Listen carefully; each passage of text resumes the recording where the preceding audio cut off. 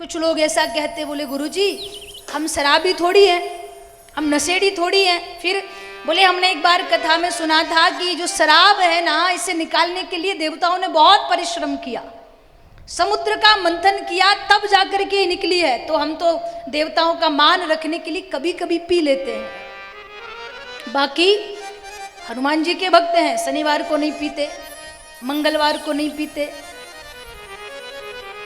हफ्ते में 2 दिन छोड़ देते हैं। तो महापुरुष कहते हैं कि शनिवार और मंगलवार इसलिए नहीं पीते कि हनुमान जी का दिन है, बाकी के दिन हनुमान जी छुट्टी पर होते हैं क्या? 9 दिन नवरात्रि में नहीं पिएंगे, माता जी का समय चल रहा है, पूजा अर्चना चल रही है। 1 महीना श्रावण तक जब तक पूर्ण होगा नहीं पिएंगे, और जैसे ही श्रावण खत्म हुआ, भादों का महीना शुरू हुआ, तो 15 दिन होश में ही नहीं आएंगे। बड़ी हालत खराब है। 9 दिन नवरात्रि में नहीं पिएंगे, और जैसे ही 10वां दिन नौमी को माता रानी का विसर्जन हुआ, और अगले फिर 18 दिन तक होश में ही नहीं आना। संत कहते शराब निकली दानवों को दी गई, शराब मानवों का नहीं, दानवों का आहार है। मेरी व्यासपीठ हमेशा निवेदन करती है, जितना हो सके नशे से बचिए, नशा ही नाश का कारण है।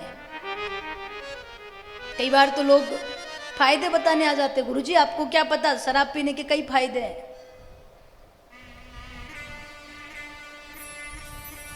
एक बार एक व्यक्ति अपने मित्र के पास गया, उसको खांसी हो रखी थी।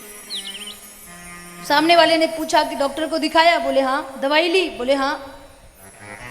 खांसी में आराम नहीं हुआ? बोले नहीं। तो उसने कहा कि मेरे साथ एक पैग लगा के देख, एक बार पी के तो देख, खांसी चली जाएगी। तो सामने वाला बेचारा वो कभी छुआ तक नहीं, तो वो कह रहा है कि भाई क्या गारंटी है कि खांसी चली जाएगी?